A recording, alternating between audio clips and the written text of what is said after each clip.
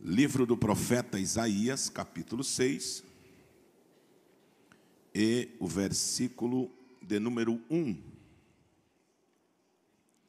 Isaías, capítulo 6, versículo de número 1, diz assim: E no ano em que morreu o rei Uzias, eu vi o Senhor assentado sobre um alto e sublime trono, e o seu séquito enchia o templo. E no ano em que morreu o rei Uzias, eu vi o Senhor assentado sobre um alto e sublime trono. Glória ao nome de Jesus. Esta é uma visão que o profeta Isaías teve no dia em que externou a sua chamada, ou seja, no dia em que Deus o chamou, que Deus o vocacionou e ele atendeu o chamado, quando perguntado foi: a quem enviarei? E ele respondendo disse: eis-me aqui, envia-me a mim. Claro, e é correto que este envia-me a mim se refere, em uma interpretação teológica, à pessoa bendita de Jesus. Mas como a teologia ela é motora, e se você não forçar, você pode direcioná-la. Mas o contexto aqui que eu quero trazer para vocês desta noite é que o profeta Isaías teve a visão do trono de Deus. Ele, na visão, viu um majestoso e glorioso trono, onde o Todo-Poderoso estava assentado. Se nós formos procurar na Bíblia, meditando nela, nós encontraremos outro personagem que viu o trono de Deus. O nome dele é João, o apóstolo. Na lição apocalíptica, quando ele tem a revelação e uma voz ecoa chamando, dizendo para que ele subisse. E diz a Bíblia que ele viu uma porta aberta no céu, e ele entrou por esta porta, e quando de repente ele estava na sala do trono. E ele relata a visão que ele teve do trono de Deus. E ele viu em sua volta, de frente do trono, um mar de vidro, ou seja, João também viu o trono de Deus. João teve uma outra visão do trono de Deus quando ele relatou o juízo, o dia do juízo final, que ele disse que fugiu o céu, fugiu a terra e um grande trono branco, de cuja presença o céu e a terra fugiram, e não se achou lugar para eles. O profeta Jeremias, no livro das Lamentações, depois que ele profetiza todo o seu cânon sagrado, e ele vai lamentar a respeito da situação crítica e caótica que se encontrava o povo remanescente que ficou em Jerusalém devido ao cativeiro. Jeremias diz a respeito do trono a seguinte expressão: o seu trono subsiste de geração em geração. Ou seja, ele também teve uma visão de entendimento do trono do Todo-Poderoso. Quando nós lemos na Bíblia a respeito de trono, a Bíblia está falando de governo, a Bíblia está falando de administração, de autoridade, a Bíblia está falando de controle. O trono de Deus, ele é ocupado E em momento algum ele fica desocupado, porque Deus não perde o controle de nada. Assim como todos os tronos da terra, eles têm suas bases. Assim como todo trono do homem precisa ou precisam de bases estruturais para que eles permaneçam, assim também o trono de Deus tem as suas bases.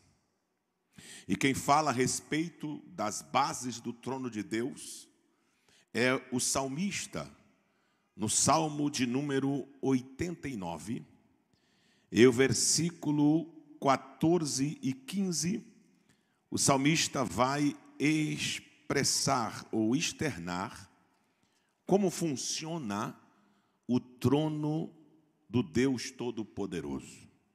Ele diz assim: tu tens um braço poderoso, forte é a tua mão, e elevada é a tua destra. Verso 14 do Salmo 89, ele diz: justiça e juízo é a base do teu trono. Misericórdia e verdade vão adiante de seus olhos. Então aqui nós temos estabelecido, aqui nós temos o estabelecimento, a concretização da base que o trono de Deus se movimenta. É preciso que você compreenda que o trono de Deus, ele não é estático, fixo ou fixado. O trono de Deus, ele se movimenta. E o salmista diz que a base desse trono que governa todo o universo é feito de 4 pilares, 2 embaixo e 2 em cima. Os 2 pilares de baixo são justiça e juízo. E os 2 pilares de cima são misericórdia e verdade. Por isso que esse trono é inabalável. Por isso que esse trono é invencível. Por isso que esse trono é infalível. Por isso que esse trono é majestoso, glorioso. E diante desse trono, os 24 anciãos tiram as coroas de suas cabeças e depositam-nas diante do trono, dizendo: digno é o que está sentado no trono. Glória ao nome de Jesus. É por isso que os 4 seres viventes, chamados de querubins, que são 4 animais, que ficam diante do trono, guardiões do trono de Deus, constantemente dizem sem parar: aleluia, poder e glória pertence a Ele. Glória ao nome de Jesus. Qual é o primeiro pilar que eu gostaria de falar do trono de Deus? O primeiro pilar chama-se justiça. Esse é o primeiro pilar do trono de Deus, justiça. Vamos repetir? 1, 2, 3. Está fraco? 1, 2, 3. Pode ser melhor? 1, 2, 3. É preciso entender que quando a Bíblia fala de justiça, já tire da tua cabeça que não tem nada a ver com a justiça do homem. Quando a Bíblia fala de justiça divina, não tem nada a ver com a justiça do homem. A justiça do homem não chega perto sequer de 1/3 da metade de 1/3 da justiça divina. A justiça do homem não é parâmetro para se ver a justiça de Deus. Porque Jesus disse: se a vossa justiça não exceder a dos fariseus, estou com pena de vocês. E a respeito da justiça do homem, a Bíblia diz: a justiça do homem é como trapo de imundícia. Interpreta para mim, pastor, pano sujo para jogar na lata do lixo. A justiça do homem para Deus é como um pano sujo para jogar na lata do lixo. E inclusive a respeito da justiça do homem, criou-se um dito popular. Qual? A justiça tarda, mas não se tardou, já deixou de ser justiça há muito tempo. Porque justiça que é justiça não pode tardar. E esse adágio jamais pode ser aplicado à justiça divina. Pois já ouvi muita gente falar, Deus tarda, mas não falha. Deus nunca tardou e nunca tardará. Primeiro, porque Deus não usa relógio. Segundo, Deus não está nesse tempo, Ele é acima desse tempo. Deus trabalha com eternidade e nós trabalhamos com relógio. Então não coloque o teu relógio para esperar Deus, porque um dia para Deus é como 1000 anos. E 1000 anos para Deus é como um dia. Então, justiça do homem não tem nada a ver com a justiça divina. Justiça de Deus não tarda. Não preciso nem dizer que não falha, porque Ele é Deus, se Ele é Deus, Ele é infalível. Se é infalível, a sua justiça também não falha. Então, o primeiro pilar do trono de Deus chama-se justiça. Glória ao nome de Jesus. É por isso que Deus não tem império. Por que Deus não tem império, pastor? Porque todo império é constituído com a prática da injustiça. Todos os impérios que esse mundo já viu, o babilônico, o grego, o romano, todos os impérios que esse mundo já experimentou, ele só existiu por causa da prática da injustiça. Por isso que Deus não tem império. Quem tem império é o diabo. Ele vive no império da maldade. Nós, um dia, eu particularmente, já participei do império das trevas. Nós nascemos debaixo de um império das trevas. Mas como Jesus não tem império, Jesus tem o quê? Tem reino. E reino não tem prática da injustiça. E quando lá estávamos no império, sem experimentar a justiça de Deus, a Bíblia diz, Ele nos transportou do império das trevas para o reino da sua luz, pelo Filho do seu amor. Aí Paulo vem dizendo o que tem no reino. Paulo diz, no reino de Deus, ou seja, o reino de Deus não é comida e nem bebida, mas é o que? Paz, justiça e alegria no Espírito Santo de Deus. Jesus morreu na cruz para implantar seu reino na terra, para que você viva e experimente da justiça que não falha, a justiça eterna. Você pode adorar a Ele, justiça. Glória a Deus. Justiça. Justiça. Justiça. Dentre tantas qualidades que Davi tinha, uma das qualidades que Davi tinha é que ele praticava e buscava fazer a sua justiça. Por isso que a Bíblia diz que quando o justo governa, o povo se alegra. Quando foram para a batalha, tiveram uma grande questão, que não era grande, mas era uma questão. Quem ficaria com as bagagens? E para que alguém pudesse lutar, então fizeram a reunião, e Davi disse, quem fica com as bagagens? Aí alguns disseram, nós ficaremos com as bagagens. E Davi, então nós vamos para a guerra. Quando voltaram trazendo os despojos, que eram aquilo que os inimigos tinham, ouro, prata, ovelha, tudo quanto é tipo de bens, quando era derrotado o inimigo, eles pegavam os despojos. Aí trouxeram os despojos e foram dividir. E na hora da divisão, alguém disse assim, olha, quem ficou com as bagagens ganha menos. E quem foi para a guerra ganha mais. Davi, com um espírito de justiça aguçado, levantou a voz e disse, de maneira nenhuma. Todos ganharão iguais. Como assim, rei? Aqueles que ficaram com as bagagens vão ganhar a mesma coisa do que aqueles que foram para a guerra. Mas eles não foram para a guerra, mas ficaram com as bagagens. Se as bagagens eram importantes, tão importante também é quem ficou. Porque se eles não ficassem, nós não poderíamos ir à guerra. O que é isso? Justiça. Essa é pouca, porque essa é feita pelo homem. Agora imagine a de Deus. Bendito seja o nome de Jesus. Fica tranquilo que você não está mais no império. E o que significa isso, pastor Elcio? Deus fará justiça na tua vida. Esta causa não é tua, é dele. Esta peleja não é tua, é dele. E o martelo do justo juiz já foi levantado e erguido e vai bater a teu favor, porque Deus fará justiça.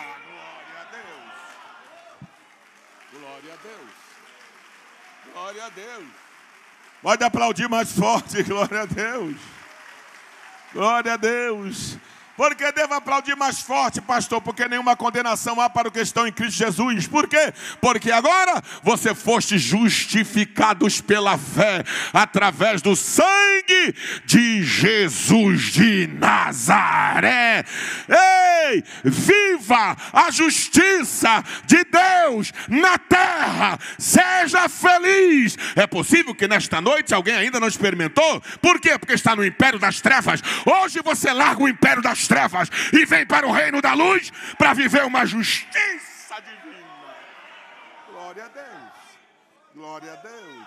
Glória a Deus. Glória a Deus. Esse é o primeiro pilar. O segundo pilar chama-se juízo. Deus jamais poderia fazer justiça se não fizesse juízo. Ô pastor, ele vai me condenar? Eu não disse condenar, eu disse juízo. E fique tranquilo que o juiz justo só julgará fazendo justiça.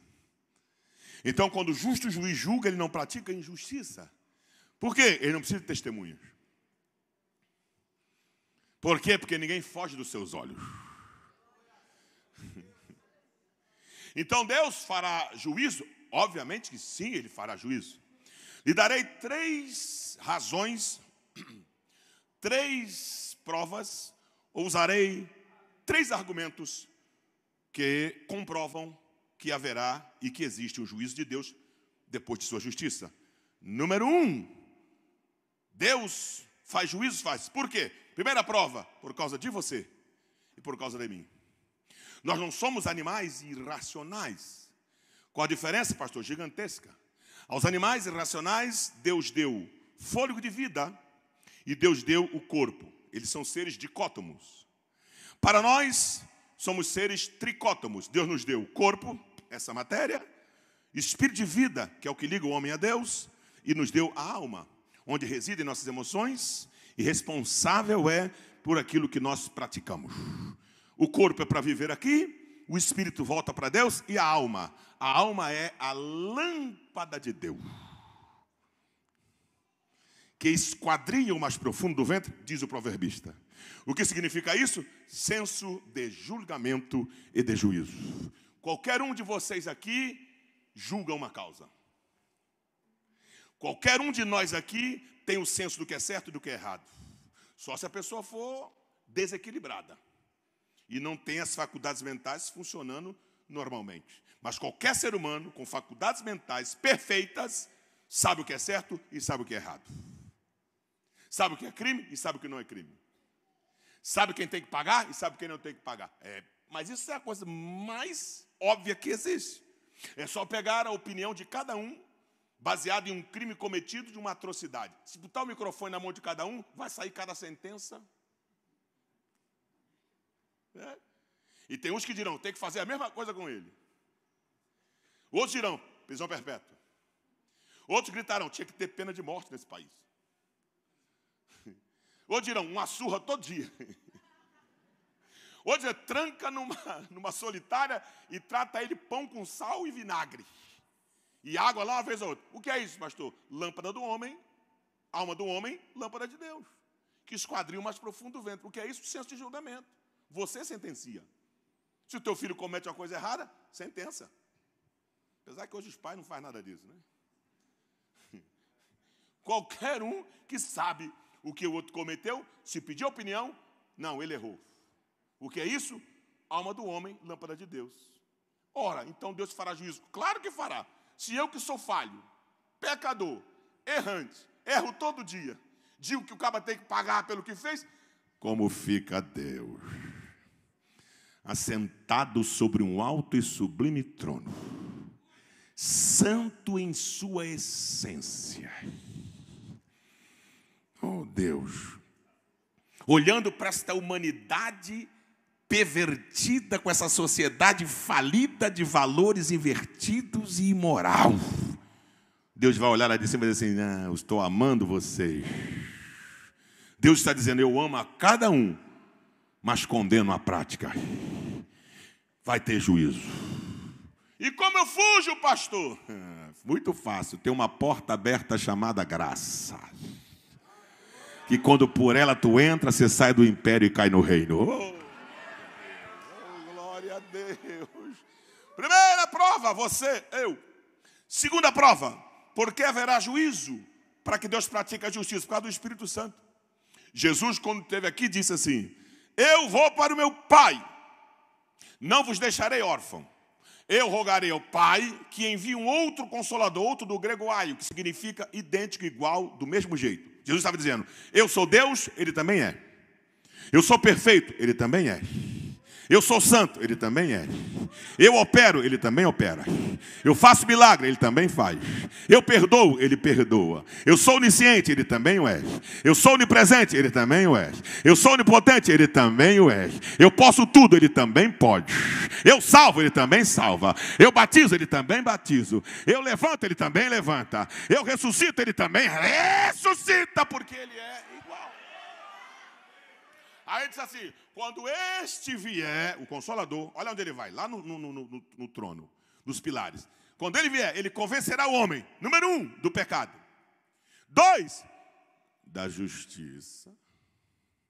Foi lá nos pilares. 3, do juízo. Olha, como é que o Espírito Santo veio para comprovar que existe justiça e haverá juízo. E como é que ele funciona, esse convencer o homem do pecado e do juízo? É muito fácil. Enquanto eu prego, o outro pregador prega, ou quem prega, quem estiver pregando, o Espírito Santo está aí convencendo do pecado. Como é isso, pastor? Enquanto a gente prega, ele está no ouvido do pecador. Você é um pecador. Como é que é? Você é um pecador. Quem está falando? Sou eu, Espírito Santo. Você é um pecador. Você é um pecador. Você é um pecador. Aí ele vai convencer. O que é convencer? Ele vai levar a pessoa a se convencer que realmente é pecador. Aí a pessoa diz: tá bom. Eu sou um pecador. Aí ele vai convencer da justiça.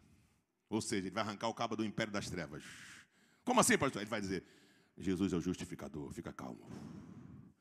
Jesus é o justificador. Jesus é o justificador. Jesus é o justificador. O cabo precisa entender que Jesus justifica ele de todos os erros. Não é justificado dando razão, é justificado dando amor, dizendo: você nasceu com a semente do pecado pelo primeiro Adão, mas eu sou o segundo. Por ele veio a morte, por mim veio a vida. Por ele veio o pecado, por mim veio a santidade. Por ele veio a perdição, por mim veio a salvação. Aí vai conversar: Jesus é o justificador. Jesus. Aí o cara: tá bom, ele é o justificador. E agora? Aí ele vai convencer do juízo. Ele diz assim: fica tranquilo que ele é o perdoador. Ele é o perdoador. Ele é o perdoador. Jesus é o perdoador. Como assim? Nenhuma condenação há para aqueles que estão em Cristo Jesus. Quem pode adorar a Ele e aplaudir a Ele? Primeira prova, você, eu. Segunda prova, o Espírito Santo. Terceira prova, a sua palavra. Como assim, pastor?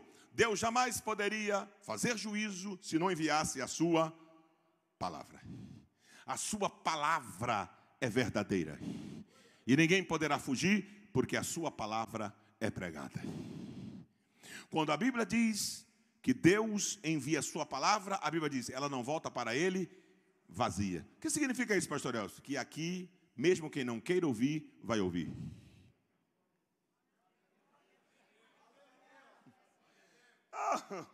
Se alguém dissesse assim: o pastor Elcio vai falar um assunto aqui, não tem nada a ver com a Bíblia. Ouve ou ouça quem quiser. Mas se ele dissesse assim: o pastor Elcio vai pregar, outro pastor vai pregar. Quando começou a pregar, o caba vai ouvir. Pastor, e se eu não quiser praticar? Aí é problema seu, mas ouvir vai.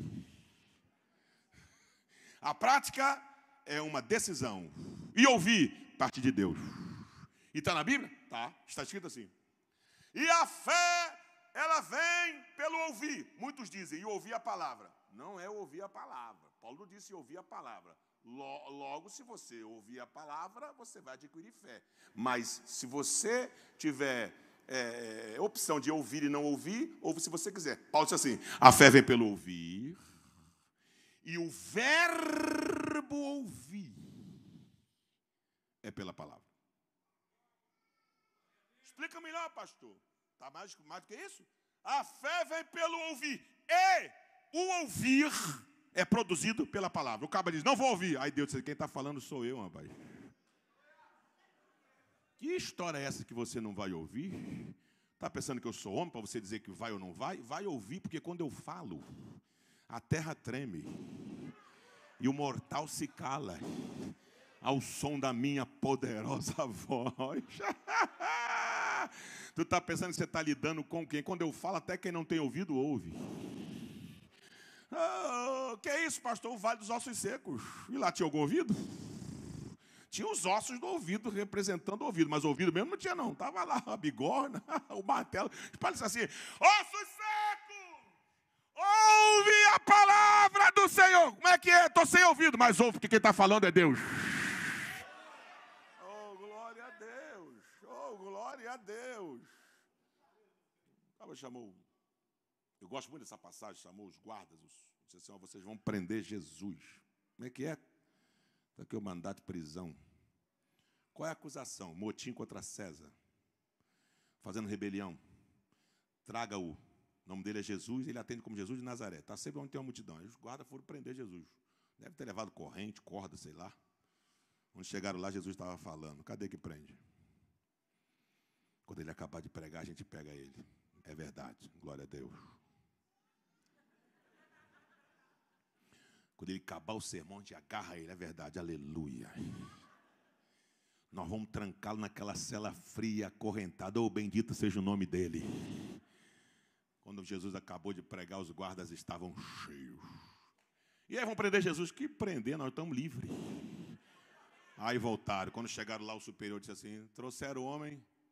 Não, senhor. Ele fugiu? Não, senhor.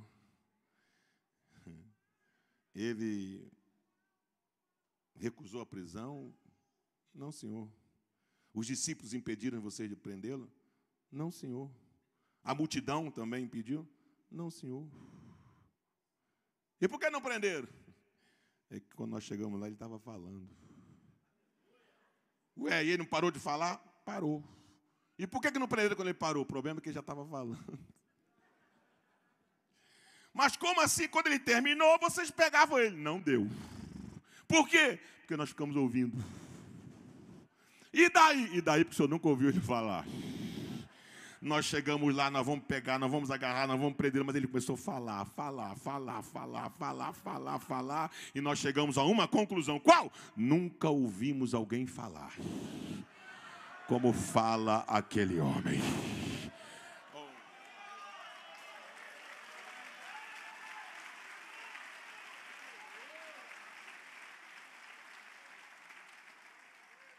Justiça, juízo é a base do seu trono.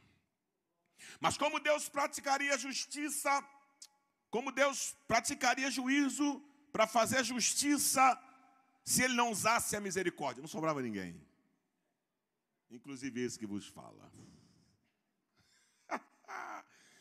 Como ele precisa fazer justiça, julgar, mas se ele não usar o negócio chamado misericórdia, não sobra ninguém. Então, os dois pilares estão embaixo, justiça e juízo. Pá! E a misericórdia? Vai diante dos seus olhos. O que significa isto? Que Deus nunca olha para você sem antes enviar a sua misericórdia. Oh, glória a Deus. Oh, glória a Deus. O profeta Jeremias, nas suas lamentações, disse: disto eu me recordarei. Olha o que vai trazer esperança a ele.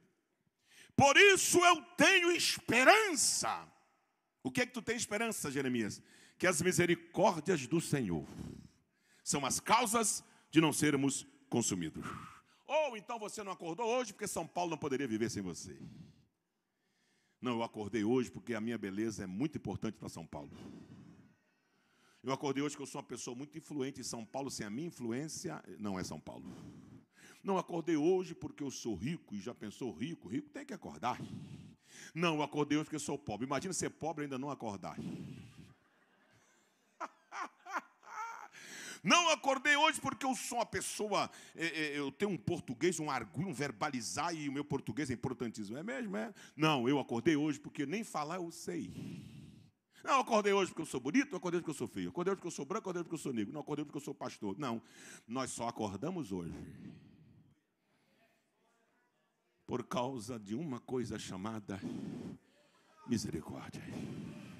E a Bíblia é tão linda que a Bíblia diz assim, e elas são novas, o que significa que Deus não as deixa envelhecer. Antes que ela envelheça, Deus coloca uma nova. Elas não se renovam, porque o que se renova é porque envelheceu. Já vai dizer, eu não quero misericórdia envelhecendo. Antes que envelheça, eu tiro e coloco uma nova. Que significa que a misericórdia que tu dormiu de domingo não acordou com ela segunda. Quando deu meia-noite de domingo para segunda, Jeová tirou, de domingo botou de segunda. Quando é meia-noite de segunda para terça, ele tira de segunda e coloca de terça. Quando é meia-noite de terça para quarta, ele tira de terça e coloca de quarta. Quando é meia-noite de quarta para quinta, ele tira de quarta e coloca de quinta. Quando é meia-noite de quinta para sexta, ele tira de quinta e coloca de sexta. Lá vai ele. Quando é meia-noite de sexta para sábado, ele tira de sexta e coloca de sábado. Meia-noite de sábado para domingo, ele tira de sábado e coloca de domingo. E o diabo está no inferno dizendo, no dia que Deus dormir e não trocar a misericórdia, eu arrebento com todo mundo. O salmista diz, não dormirá o guarda de Israel. Não tosquenejará aquele que te guarda. Receba esta palavra, tem misericórdia nova para a tua vida.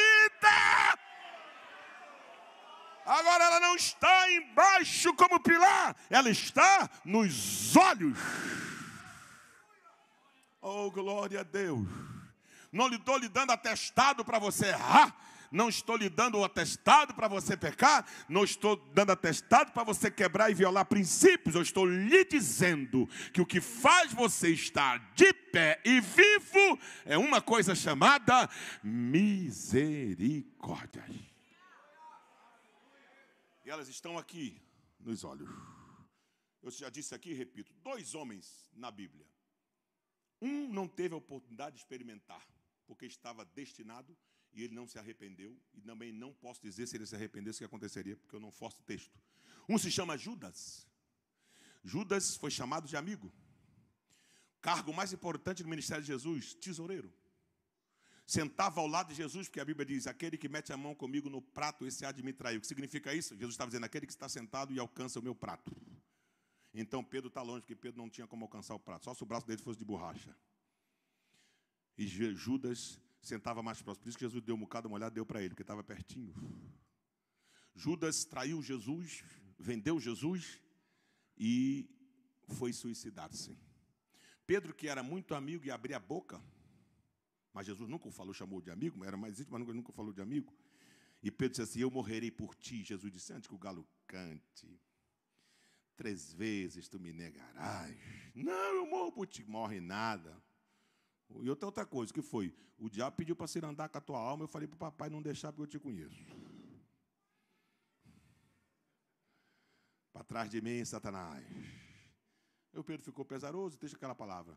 Aí quando aconteceu o que Jesus falou, quando o Pedro negou pela 3ª vez, diz a Bíblia que o galo cantou. Está escrito desta forma. Quando o galo cantou, Jesus olhou para ele. Aqui está o segredo. Porque Judas foi suicidar e acabou-se, e o Pedro virou pregador. Porque quando o galo cantou, Jesus olhou para ele. Se fosse um de nós, ia dizer, eu não falei que tu ia me trair. Eu não falei que tu não ia segurar, que só tem pagogó e não segura. Mas como Jesus não lança o rosto, não lança em rosto, quando o galo cantou, que o Pedro olhou, Jesus olhou, sabe o que foi na frente? Misericórdia. E a misericórdia deve ter levado esse recado aqui, mais ou menos esse aqui, ó. Quando Pedro olhou e os olhares se encontraram, a misericórdia foi e disse, vai chorar um pouquinho, porque ele vai ali, vai no Calvário, domingo de manhã ele estará de volta e vai atrás de você. Ele não abre mão de você. Enquanto isso não aconteça, vai se recolher debaixo da misericórdia. E quando foi domingo de manhã que Jesus ressuscitou, que foram tocar nele, ele disse assim, não me toques agora, porque eu subo meu Pai, meu Deus, eu tenho 2 recados. Aliás, eu tenho um recado para 2 tipos, 2 recados diferentes. Quais? Um vocês diga para meus irmãos, e o outro é para Pedro. Um é coletivo e o outro é singular. Diga a Pedro que eu já ressuscitei. Aí, quando se reuniram, que disseram, ele ressuscitou. Uma pessoa levantou e disse, ressuscitou sim, e já apareceu a Simão. Já devolveu a credencial de apóstolo e já formulou o convite. Ele será o pregador do Pentecostes. Oh, glória a Deus! E quando aconteceu o Pentecostes, que todo mundo andava para lá e para cá, como se estivesse embriagado, disseram, estão bêbados. Pedro levantou a voz, eu sou o pregador convidado por ele. Estes homens não estão embriagados como vós pensais, mas isso que foi dito pelo profeta Joel, que nos últimos dias Deus derramaria do seu Espírito sobre toda a carne. Ou seja, a misericórdia protegeu a Pedro e protege você também. Eu tenho plena certeza que tu não negou Jesus como Pedro negou. Meu filho, levanta essa tua cabeça e agradeça a Deus por causa da sua misericórdia.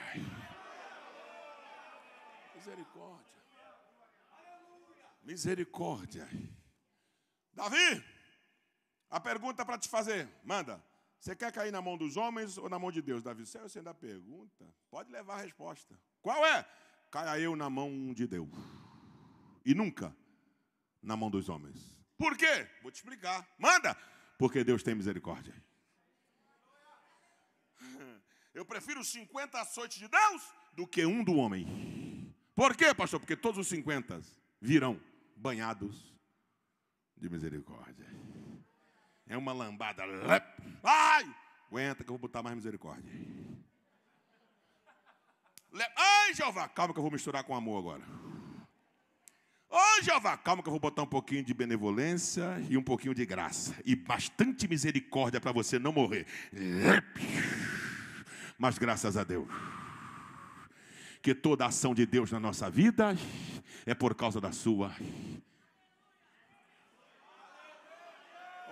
Glória a Deus, glória a Deus. Você está de pé por causa dela, você anda por causa dela, respira por causa dela, está no culto por causa dela. Você tem família por causa dela, é empregado por causa dela, está desempregado, mas está vivo por causa dela, está endividado, mas está alegre por causa dela, está empregado por causa dela, está sem dívida por causa dela, respira por causa dela, dorme por causa dela, levanta por causa dela, vai para casa cheio de vitória por causa da misericórdia.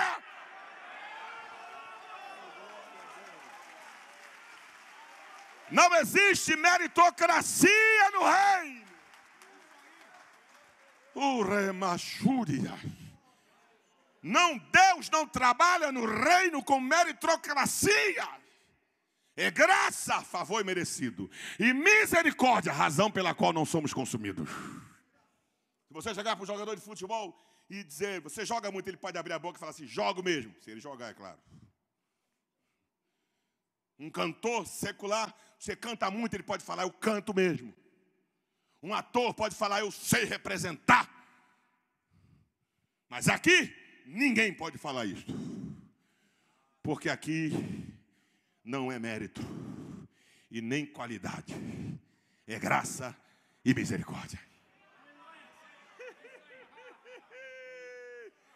Nem o maior de todos, apóstolo, nem o maior de todos, falou que era por meritocracia ou porque ele era bom. Ele sempre dizia, sou o que sou. Você é o que é por quê, Paulo? Por causa da graça e a misericórdia. Sou mais pecador, sou o menor. E o cabo era fera, hein? Mas pode olhar, o Pedro e o Paulo, como é que são, né? Jesus tirou todos os reis do caminho do Pedro, porque o Pedro era um bocudo. Era muito rústico no falar. A Jeová, não, você não pode falar para rei, não. E Paulo, Jeová, pode, mete bronca, mano. Paulo chegava para qualquer um, quer falar sobre o quê? Política? Eu destruo. Falar o quê? Sobre o reino invisível? Destruo. Quer falar o quê? Sobre astronomia? É comigo mesmo. Quer falar sobre cidadania? Estou aqui. Quer falar o quê? Sobre a lei, a Torá? Também estou aqui. O que você quiser, eu discuto. Aí o rei falou assim, as muitas letras te fazem delirar, Paulo. Não são muitas letras, não, rei. É a graça e a misericórdia. Para você parece que eu estou de outro mundo, né? É assim mesmo, é porque eu não tenho capacidade de nada. Tudo que faço e sou o que sou.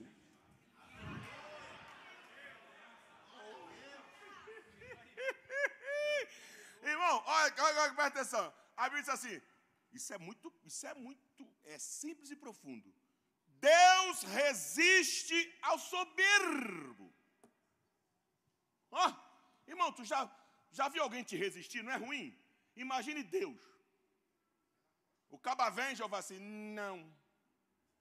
Tenta, o caba não consegue. Por quê? Deus resiste ao soberbo. Mas, dá graça a quem? Aos humildes. Por quê? Por causa da sua. Um soberbo não se esconde por 20 segundos de conversa. Que é isso, pastor? Um soberbo? 20 segundos de conversa, tu já sabe que ele é. Por isso Deus diz, aqui tu não passa, porque eu resisto você. E aos humildes, à vontade. Porque vocês sabem que é misericórdia. Misericórdia, misericórdia. Recebe essa palavra, misericórdia. Você vai entrar naquela empresa, misericórdia. Porque tem gente, às vezes, mais qualificadas que você. Mas Deus diz, eu quero você. Oh, glória a Deus. Tem gente mais sábia do que eu, melhor do que eu, mais santo do que eu. Mas eu vou dizer você. Por causa de quê? Misericórdia. Receba nesta noite a graça.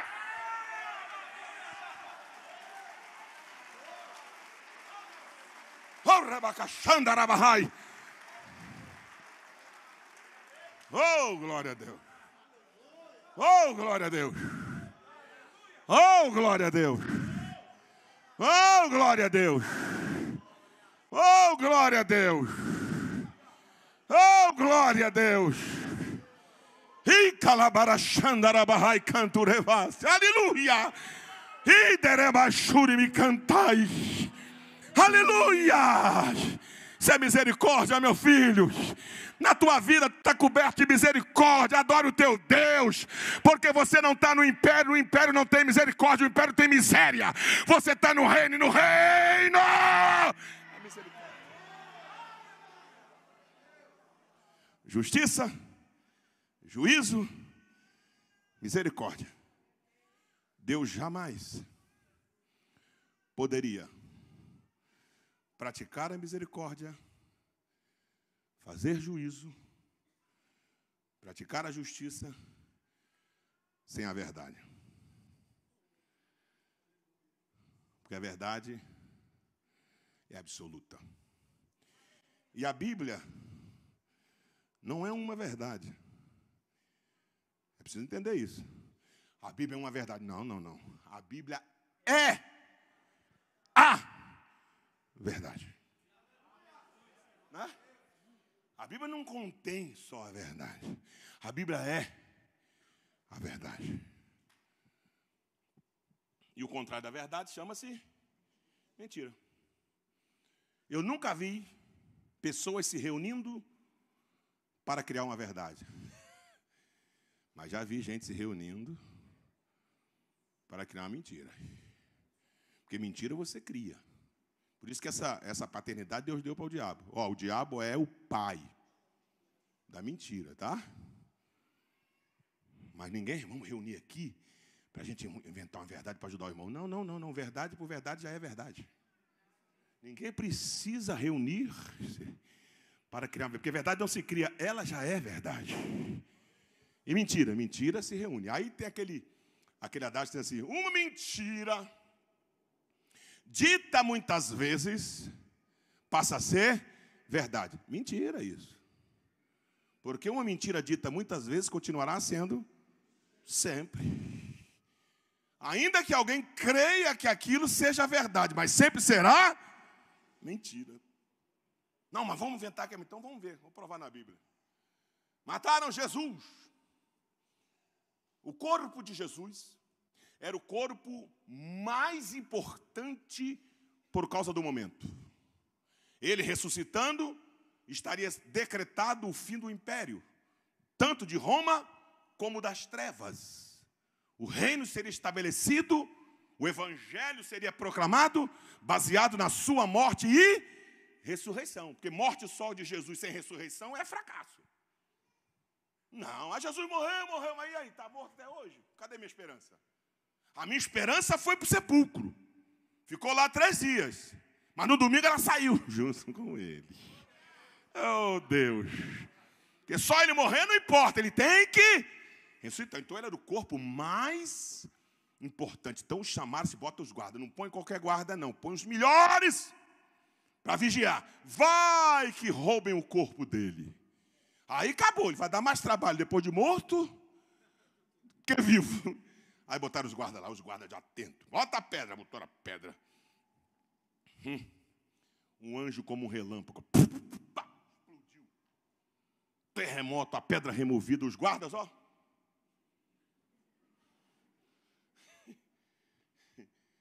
A notícia espalhou. Chegou nos principais sacerdotes, chegou no centurião, lá os que comandavam os guardas, reuniram-se. E o que nós vamos fazer? Vamos inventar uma mentira. A Bíblia diz assim, não é eu que digo, a Bíblia diz assim: e deram aos guardas muito dinheiro. Irmão, presta atenção aqui. Quando a Bíblia dá um detalhezinho, é porque o negócio é para prestar atenção. A Bíblia poderia ter dito: e deram dinheiro aos guardas, aí você ia dizer assim, com dinheiro. Mas a Bíblia diz assim: e deram muito. Imagine o muito da Bíblia como não é. E deram aos guardas muito dinheiro. Aqui está o dinheiro. É a aposentadoria de vocês. Vocês vão espalhar que vocês deram mole lá, 1h da noite, dormiram, sei lá, cochilaram. Vocês têm que inventar alguma coisa. E os discípulos dele vieram e roubaram o corpo. Fechou? Fechou. Dinheiro no bolso. E a verdade? Os guardas sabiam.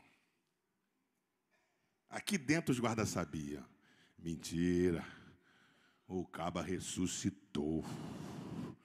Nós vimos um relâmpago. Nós vimos tremer a pedra, remover. Nós vamos até falar que ele, para poder pegar a grana. Mas aqui dentro a gente sabe. Ele ressuscitou. E diz a Bíblia, essa mentira foi propagada em toda a região. E aí, virou verdade? Não. Porque no mesmo lugar onde ele ficou e saiu, quem for visitar está escrito lá. Pode entrar, tem nada aqui. Aí uma placa, ele não está mais aqui. Aí embaixo está escrito assim,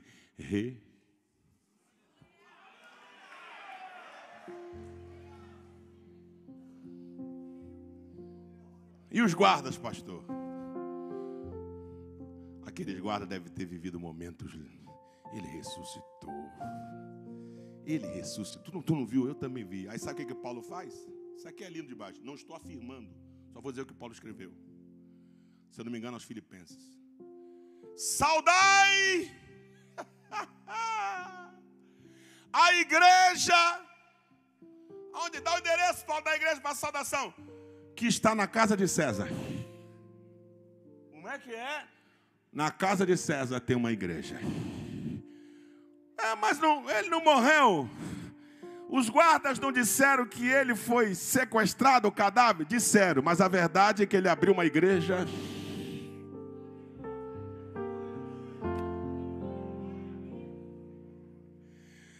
Tem uma igreja dentro da casa de César, o imperador romano. Oh, glória! De onde veio o dinheiro para subornar os guardas? Lá está uma igreja, lá dentro. Por quê? Porque ele não está mais aqui. Ei, citou. E o que é isso, pastor? Isso não é uma verdade, isto é a verdade. Quando Jesus chegou diante de Pilatos, raposa velha, político, conhecedor dos esquemas, conhecedor dos bastidores de Roma, conhecedor de César, quando trouxeram o Nazareno, Pilatos olhou e disse: Nazareno, eu queria lhe ver muito ouvir falar de você. A mulher dele entra assim: larga, porque se eu sofri em sonho por causa desse justo. Não, deixa eu só fazer as perguntas a ele. Tu és o rei dos judeus? Ele disse assim: tu dizes. Tu não sabe quem eu sou? É Pilatos, governador. Tu sabe que eu falo o grego, o hebraico, o latim? Sim, eu sei que você fala. Tu não sabes que eu tenho o poder de mandar te soltar? Ou seja, vamos negociar. E Jesus mandou: baixa a bola. Como é que é? Baixa a bola, Pilatos. Por quê? Porque nenhum poder teria sido alto não fosse lhe dado. Eu quero deixar bem claro que quem manda aqui sou eu, não você. Mas vamos lá, segue.